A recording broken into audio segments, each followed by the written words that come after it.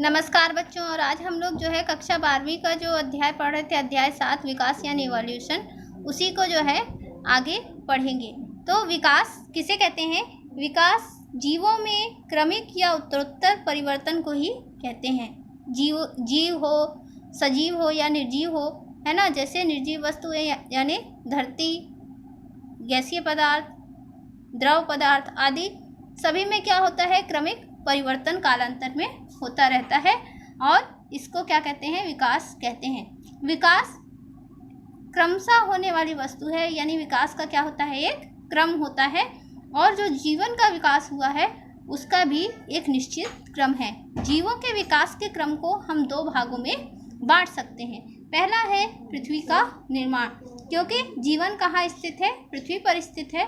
तो पहला बिंदु क्या होगा? पृथ्वी का निर्माण होगा। और दूसरा बिंदु है जीवन की उत्पत्ति। ठीक है, पहला बिंदु क्या है? पृथ्वी का निर्माण और दूसरा बिंदु है जीवन की उत्पत्ति। अब ये जो पृथ्वी का निर्माण है, ये दो भागों में हम लोग बांट सकते हैं। ठीक है, पृथ्वी के निर्माण के संबंधित अलग अलग वैज्ञानिकों के द्वारा अलग अलग थ्योरियाँ प्रस्तुत की गई हैं, जिसमें से दो थ्योरियाँ एकदम मुख्य हैं। ठीक है, उसमें से पहली है आपकी बिग बैंग थ्योरी, या जिसको बिग बैंग परिकल्पना भी कहते हैं। यह बिग बैंग परिकल्पना जो है एक इलेम नामक आदि पदार्थ के ऊपर निर्भर है। इसमें कहा गया है कि कालांतर में पृथ्वी पर पूरे ब्रह्मांड में एक भी ग्रह, उपग्रह, तारा इत्यादि नहीं था। सिर्फ एक इलेम नामक आदि पदार्थ का बड़ा बादल था। और इस बादल में जो है आंतरिक ऊर्जा के कारण क्या हुआ? महाविस्फोट हुआ। इस बादल की जो आंतरिक ऊष्मा थी वो लगभग 5000 डिग्री सेल्सियस से 6000 डिग्री सेल्सियस तक थी। जब इसमें विस्फोट हुआ तो इलेक्ट्रॉन, प्रोटॉन, न्यूट्रॉन जैसे अपरमाणु कण, क्या चीज? इलेक्ट्रॉन, प्रोटॉन और न्यूट्रॉन, ठीक है, ऐसे अपरमाणु कण पूरे ब्रह्मांड में बिखर गए और इनमें जो है क्रमशः संघनन हुआ। संघनन हुआ मतलब जैसे कोई वस्तु बहुत तेजी से घूम रही हो तो क्या होते हैं? ऐसे गोल गोल घूम के उसके कण क्या होने लगते हैं? आपस में जुड़ने लगते हैं। ठीक है, तो इसी संघनन के द्वारा जो है ग्रहों, उपग्रहों, तारों आदि का निर्माण हुआ। और फिर कालांतर में जब बहुत सारे ग्रह, उपग्रह, तारे आदि का निर्माण हो गया तो आकाश गंगाओं का निर्माण भी होने लगा। इसीलिए इस चीज़ को हम जब आकाश गंगाओं का अवलोकन करते हैं तो समझ सकते हैं। आप आकाश गंगाओं का आकृति देखिए, कैसा होता है? जैसे कोई पदार्थ घूम के आपस में जुड़ने का प्रयास कर रहा हो। ठीक है, ऐसी आकृति देखते हैं ना आकाश गंगाओं की। तो ये जो है बिग बैंग परिकल्पना जो है सबसे ज़्यादा मान्य है ब्रह्मांड में ग्रह, उपग्रह, तारों आदि के निर्माण के लिए। ठीक है, उसके बाद में जो दूसरा सिद्धांत है वो है लाप्लास का सिद्धांत। ये भी जो है बिग बैंग परिकल्पना के समान ही है। इन्होंने कहा कि निब्यूला नाम का एक आदि पदार्थ का बड़ा बादल था और उसमें विस्फोट हो गया, तो उसी के टुकड़ों से ग्रह, उपग्रह, तारे, सूर्य आदि का निर्माण हुआ है। तो ये दो सिद्धांत हैं। पहला है बिग बैंग थ्योरी, दूसरा है लाप्लास की थ्योरी। ये लाप्लास जो थे वो एक खगोल शास्त्री थे। ठीक है, तो यहाँ पर पृथ्वी का निर्माण कैसे हुआ इसको हम लोग समझ सकते हैं कि आदिकाल में जब बिग बैंग का धमाका हुआ, इलेम के जो छोटे छोटे कण थे वो इलेक्ट्रॉन, प्रोटॉन, न्यूट्रॉन में बट के पूरे ब्रह्मांड में फैल गए। तो उन्होंने ही आगे चल के अलग अलग तत्वों का निर्माण किया। सबसे पहले ऐसे माना जाता है कि हाइड्रोजन जो है अस्तित्व में आया होगा। ठीक, जब धरती का निर्माण हुआ उस समय धरती के मध्य भाग में, ठीक है, पृथ्वी का जब निर्माण हुआ तो पृथ्वी के केंद्रीय भाग में भारी पदार्थ या भारी तत्व चले गए। ठीक है, भारी तत्व मतलब लोहा, निकिल आदि धातु। और उस समय धरती का तापमान अत्यधिक था, जिसके कारण यह कैसी अवस्था में थे? द्रव अवस्था में थे। अभी हम पृथ्वी के इस मध्य भाग को वर्तमान में किस नाम से जानते हैं? क्रोड नाम से जानते हैं। और वर्तमान में भी यहाँ तापमान अत्यधिक होता है, जिसके कारण ये जो लोहा, निकिल आदि धातुएं हैं वो कौन सी अवस्था में पाई जाती हैं? द्रव अवस्था में पाई जाती हैं। ठीक है, तो पृथ्वी का आंतरिक वातावरण भी कैसा है? अभी भी कैसा है? आदि पृथ्वी के समान है। आदि पृथ्वी में बाहर का जो वातावरण था वो गैसीय था, चारों तरफ क्या थे, गैस का आवरण था, और उसमें से जो प्रमुख गैस थी वो कौन सी गैस थी, हाइड्रोजन गैस थी। ठीक है। फिर कालांतर में धीरे धीरे धरती ठंडी होने लगी और अन्य तत्वों का निर्माण भी यहाँ पर होने लगा। मीथेन, अमोनिया आदि गैसों का निर्माण होना भी यहाँ पर प्रारंभ हो गया। पृथ्वी के ठंडे होने पर जब जल वाष्प का निर्माण हुआ, H2O, है ना, जल वाष्प का जब निर्माण हुआ तो उसके संघनन होने पर, जल वाष्प के संघनन होने पर जो पृथ्वी के बाह्य आवरण में गड्ढे थे उनमें महासागरों का निर्माण हो गया।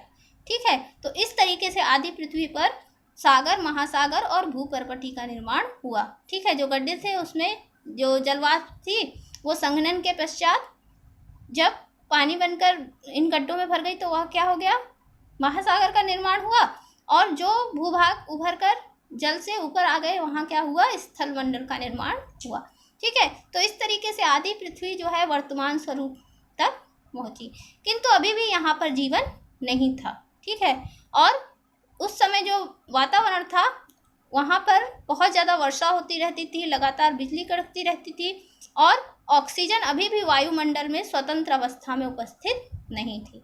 मतलब जीवन का कोई भी लक्षण आदि पृथ्वी पर उपस्थित नहीं था। ऐसा जो है लगभग 400 करोड़ वर्ष तक चलता रहा। ऐसा कब तक चलता रहा, 400 करोड़ वर्षों तक ऐसा चलता रहा। उसके पश्चात धरती पर जीवन की उत्पत्ति हुई। तो यहाँ देखते हैं जीवन की उत्पत्ति से संबंधित भी अलग अलग वैज्ञानिकों ने समय समय पर अलग अलग अभिमत दिए हैं, जिसमें से कुछ प्रमुख हैं और हम लोग उन्हीं को पढ़ेंगे। ठीक है। तो पहला है विशिष्टवाद सिद्धांत, विशिष्ट सृष्टिवाद सिद्धांत। ठीक है। जो ये विशिष्ट सृष्टिवाद है इसका कहना यह था कि मतलब ये धार्मिकता से संबंधित था, और इसमें यह कहा गया था कि सृष्टि का निर्माण जो है ईश्वर के द्वारा किया गया है, और अलग अलग समुदाय के द्वारा जो है इसको अलग अलग ढंग से व्याख्या की गई। जैसे सबसे पहले यहाँ देखेंगे हिंदू धर्म में कहा गया कि ब्रह्मा के विभिन्न अंगों से जो है जीवों का निर्माण हुआ है ना, ब्रह्मा के शरीर से ही जीवों का निर्माण हुआ है। उसी प्रकार से ईसाइयों ने कहा कि ईश्वर ने एक दिन में सृष्टि की संपूर्ण रचना कर डाली। ठीक है। और अलौकिक सिद्धि जो विशिष्ट सृष्टिवाद का सिद्धांत था उसमें यह कहा गया कि चमत्कृत ढंग से पूरी सृष्टि की रचना जो है ईश्वर के द्वारा की गई है। तो इस तरीके से विशिष्ट सृष्टिवाद को 3 प्रमुख भागों में बांटा जा सकता है ना। उसके बाद हम देखते हैं स्वतः जननवाद। दूसरा है स्वतः जननवाद। इसमें यह कहा गया कि जो जीवन है वह स्वयं ही उत्पन्न हो जाता है, इसको उत्पन्न होने के लिए किसी विशेष परिस्थिति, स्थिति आदि की आवश्यकता नहीं होती है।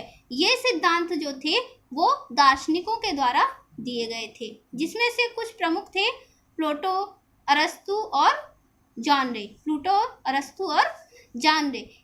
और इसके अलावा एक थे जॉन निधम। ठीक है। तो यहाँ जो जॉन निधम थे इनका जो प्रयोग था वह इसमें बहुत ही प्रमुख था। इन्होंने क्या किया था, मांस के टुकड़ों को एक बीकर, सकरे मुंह वाले बीकर के अंदर उबाला था, जिसको हम लोग कोनिकल फ्लास्क भी कहते हैं, है ना। उसमें मांस के टुकड़ों को उबाला और एक ढीली कार्क लगाकर उसमें रख दिया। ठीक है। उसको रख दिया क्योंकि कार्क ढीली थी तो उसके अंदर वायु का आगमन रहा होगा। कुछ समय पश्चात उन्होंने देखा कि उसके अंदर सूक्ष्म जीवाणु उत्पन्न हो गए। उन्होंने दोबारा टुकड़ों को उबाला तो जीवाणु नष्ट हो गए।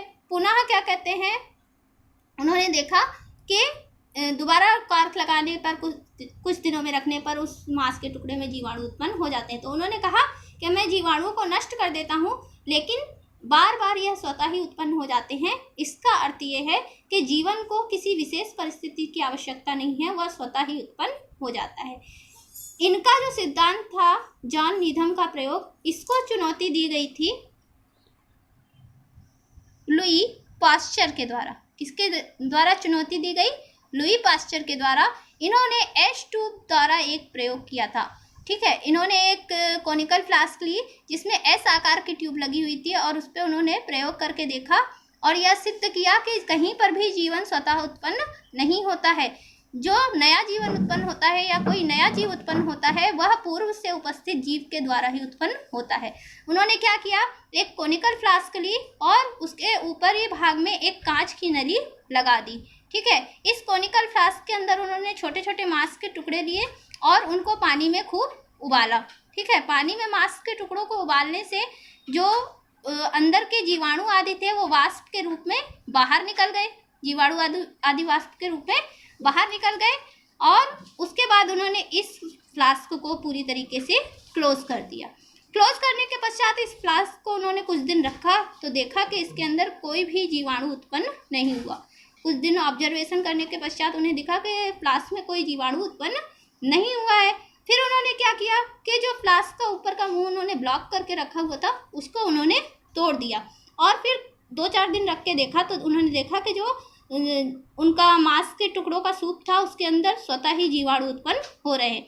तो उन्होंने ये कहा कि जो जीवाणु है वह वायु में उपस्थित किसी पदार्थ के कारण उत्पन्न हो रहे हैं। मतलब वायु में जीवाणु के जो अंश है वह पहले से ही उपस्थित है जिसके कारण नए जीवाणु उत्पन्न हो रहे हैं, स्वतः ही जीवाणु उत्पन्न नहीं हो सकते। तो स्वतः जननवाद को लुई पास्चर के इस प्रयोग ने बहुत बड़ी चुनौती दी। इसके पश्चात हम देखते हैं 2 और भी सिद्धांत हैं जीवन के उत्पत्ति के। ठीक है। जीवन की उत्पत्ति के 2 और सिद्धांत हैं। तीसरे नंबर पे है जीव रसायनवाद और चौथे नंबर पे है बीजाणुवाद जिसके खोजकर्ता थे अर्हीनियस।